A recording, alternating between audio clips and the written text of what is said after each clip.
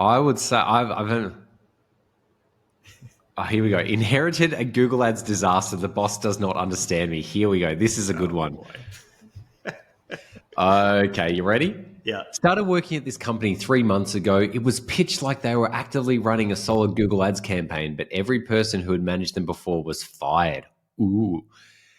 And what I walked into was chaos. Mind you, I have very little experience, and they knew that. I graduated last year and have been working with ads ever since. What I inherited was basically a disaster. No conversion tracking, wrong match types, irrelevant search terms, nonsensical keywords, display campaigns burning through budgets, blah, blah. I've been doing what I can, pausing underperforming campaigns, setting up tracking, trying to build a kind of foundation from scratch. But it's going to take time and a lot of testing, especially since I have no historical data. Yes. Now my boss is starting to complain that the keywords are too generic and wants them to be extremely specific. The problem is the ones he wants get 0 to 10 searches a month. At the same time, he's also complaining that the traffic of the website is down because it used to be huge due to the display campaign. Okay, Michael, you got to educate your client. You got to educate your boss. This is an education piece. I actually like a lot of he or she's got the right thinking, right? Conversion tracking, match types, relevancy of the search terms, the relevancy of the keywords, whether they make sense or not, identifying areas of the account that are just burning through cache and not resulting in the results that you want. The thinking is all there, and I also really like it's going to take time and a lot of testing. And I don't have any historical data to work with, or at least that they feel is good historical data to work with. All very sensible. I like the mindset here. It sounds like it's just an issue with the person they're reporting to, and that person needing to understand that was crap. There's a reason you brought me in, and you've gotten rid of all these other people.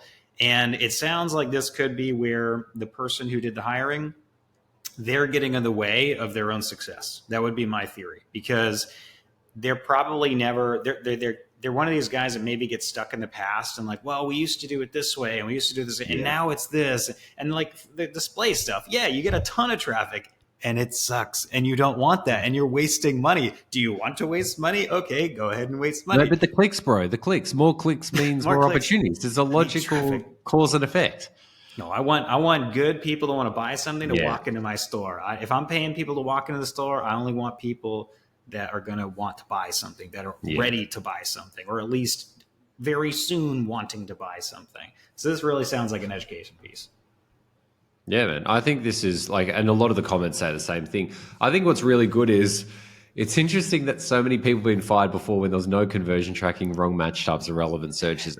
This might have been more of a marketing manager role rather than specifically a Google Ads person role, because a lot of marketing managers we work with are in the same position where we look at the account and spending heaps and going, what the hell is going on here? But if you're managing like 5 platforms and doing above the line, below the line, or digital advertising, you can't be across even, I know it sounds overly simplistic, but sometimes like they're not even across conversion tracking. So I think this person's actually done the right thing, fixing the conversion tracking, identifying that, wrong match types. Just treat it like a new account, a new business, and just sit down with the business owner and go, look, just do a very clear gap analysis. We were doing this in the past, we're spending this much money on display, but it was all bot traffic, and here's a screenshot. And the search traffic, these are the search terms that were coming through. Are they relevant, yes or no? Cool. We're not going to, and you just got to show, don't tell, show. This is what the search terms were.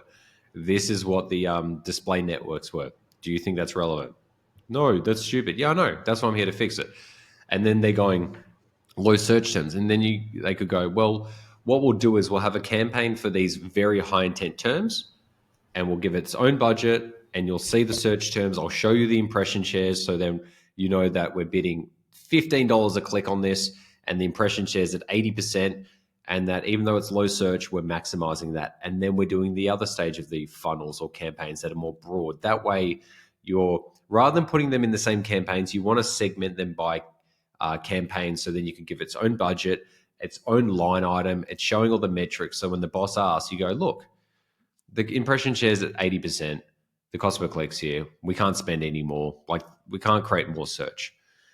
I think it's really interesting, some of the comments here, and people just being like, I saw a really funny one.